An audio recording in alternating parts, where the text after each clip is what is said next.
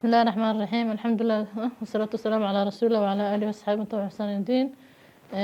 وإن سلام الله بيجكي كتحان ودرسي فهم القرآن كأما كلمة اسكو إك ما أنتم حقا كهلنا فرق ودحيو سأنا أروش أن لا ترادف في القرآن الكريم جت لبك كلمة اسكو معنا القرآن كو إيمان دي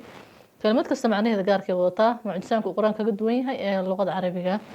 الفرق بين الروح يا الريح يا الريحان روح ونفط بني آدم كمكي لقوله بالضم يسألونك عن الروح قل الروح من أمر ربي أنا حيكو يدين دونا نفط بني آدم نفط أصلا إلهي أمر أمورتي سأقرصون بك متهي ريح مركي الله والضبيل وأما عاد فأهلكوا بريح صرصر عاتية صرصر عاتية سخرها عليهم 7 ليال و8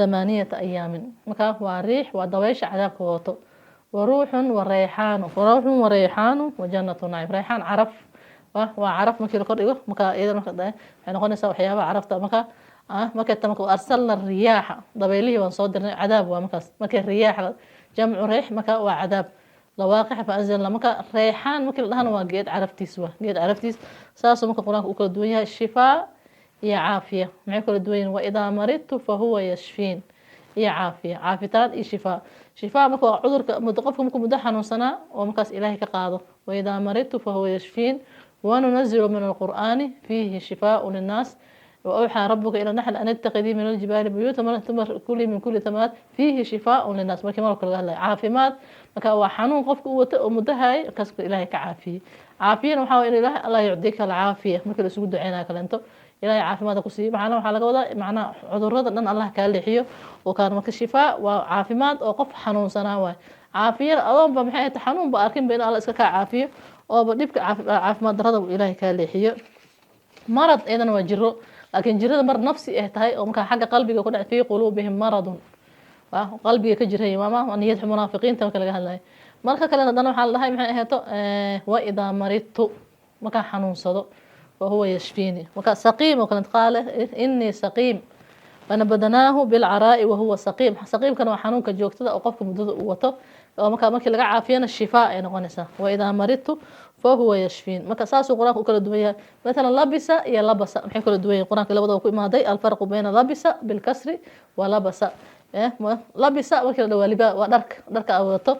ويلبسون ثيابا خضرا من سندس فكي الجنة شيء وحي حران دون در عقارا أو قرحان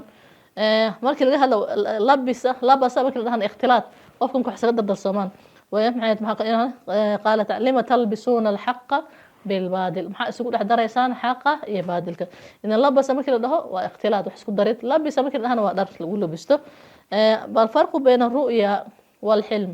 ru'ya waa riyada qofka markii inta loo soo bandhigo waxyaabaha uu la kulmi doono ayaa riyada ahlam waxyaabaha qarowga ah إلى محونا مكان سورة يوسف إني رأيت 11 رؤيا إني رأيت 11 كوكبا والشمس والقمر رأيتهم لي ساجدين وحان أركي ولا وريا صحة ولا كل مدون قال لا تقصص رؤياك على إخوتك فيكيدوا لك كيدا هاي الشيء رياضة هذا ولا لها أيكو نكرارن كشرقالان أفتوني في رؤياي إن كنتم لرؤيا تعبرون والإيش شيء رياضة يفسرن markaas waxay dhaheen qaaluu adghaathu ahlaamin waa wax qaraw waaye marka maxay ahayto ma fasiri kareen ahlaam riyada oo qaraw oo shayaadiinta xageeda ka imaanayso iyo quraanka ahlaam ka cabiray ru'yana waa mid saxda ah oo qofka intuu la kulmo uu arkaayo taas marka ru'ya yiraahdaa marka carabi ahaan ru'ya iyo ahlaam saas ay quraanka u kala duwan quraanka sidoo kale istimaac dhageysasho insaat dhageysasho وإذا قرئ القرآن فاستمعوا له وأنصتوا marka quraanka aamus macna ansitu maskaxdaada soo jeedi waa yastamicuuna alquraan wa ansitu marka aamus oo macnaha attentionkaada iyo maskaxdaada soo jeedi oo u soo jeedi quraanka kariimka ah si aad u fahanto sidoo kale waxaad markaa fiiriso quraanka ta'amulaadka falamma i'tazalahum وما يعبدون من دون الله وهبنا له إسحاق maxay ahayto wuxuu markuu ka tagay uu ka fogaaday sanaamtii iyo maxay ahayd sharkigii uu gooni ilaahay ula baxay markaas ka bacdi ilaahay wuxuu siiyay isxaaq iyo yacquub marka cadaa'aadka ilaahiga ah oo ilaahay markuu wax kula tala galo waxaa marka isaga u dhawaato oo kaligiis aad maxay ahayto aad ducadaada iyo duruuftaada iyo baahidaada u sheegato markaas Allah subhanahu wa ta'ala nasriga si guud ah uu kugu keenaya farax iyo suruur oo kale farax iyo suruur aydan waxay kala duwan yihiin marka maxay ahayto farax waa wixii marka ay hesho juhdi la'aan aad khama ahesho maxay ahayto farixiina bima aataahum Allah min fadli waxay ku fadla ilaahay fadligiisa ku helan fabidalika falyafrahu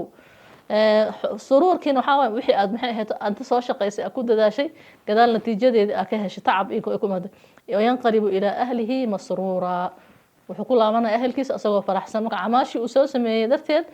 kitaabkiisa midigta laga siiyay marka uu faraxsan yahay juhdigiisa waa marka laakiin jannada galitaankeeda fadligeedana waxaa ilaahay wuxuu siina farixiina bima aataahum Allah min fadlihi oo ilaahay ku siiyay farixiina bima aataahum Allah min fadlihi maxay ahayto sidoo kale inta inna nubashiruka bighulamin halimin iyo inna nubashiruka bighulamin alimin marka yaa waa labadaas qof bighulamin halimin ama la dhahay marna bighulamin alim yaa laga kooda nabiga isxaaq ibraahim kii loo bishaareynay kan koowaad bighulamin halimin waa ismaaciil kan kalena bighulamin alimin waxa waaye waa al-yahuud waxay isxaaq oo yahuudku ay ku abtirsadaan kaas marka waxa la marka bighulamin halimin bighulamin alimin sidoo kale quraanku wuxuu cabiray waqarna fi buyutikuna baytka guriga gabdhaha loo tiiriyay وراودته التي هل markii laga reebo وراودته التي هو في بيتها عن نفسه gurigeeda marka guriga gabadha la qaba iyada degan iyada iskala guriga waqarna marka xaasaskii ninka laga hada fi waqarna fi buyutikunna jooga gurihiina waqarna fi buyutikunna marka saas quraanku ugu cabiray marka gabdhaha hal hal xaalo oo markay maxay faamsikuhunna fil buyuti حتى يتوفى markay xaraan sameeyso aan faaxisho guriga iska dhacdo markaas guriga ayada way mudanta in laga bixiyo marka laakiin inta kale inta quraanku wuxuu cabiray waqarna fi buyutikunna marka quraanka taraadufaadkiisa waxa ku arkaysaa waxyaabo aad la yaabto marka aad u ta'amulaad ku fiiriso culimadan ay ka qoreen مثلا الحياة xishoodka faa'iidada gabadha u leeyahay banaatu shucayb guur bay waxay ku heshay xishood nabi waa ilaahay u keenay waraawe maxay ahaato fajaa'atu ihdaahuma tamshi ala istixyaa'in marka halka tii Yusuf oo wax walba damacdana waraawadatu lati huwa fi baytiha an nafsi ay xaran ku weysay marka siyaaqa quraanka mar walba ka dambayso mucjisaad qaar oo Allah yaabayso si kelmadiisa si uu sameeyay tarkiibkiisa ay noqdeen mid ay ka caajisaan gaalada carabti keentay oo Allah subhanahu wa ta'ala uu yiri laqad anzalna ilaykum kitaban fihi dhikrukum afala ta'qilun. Assalamu alaykum wa rahmatullahi wa barakatuh.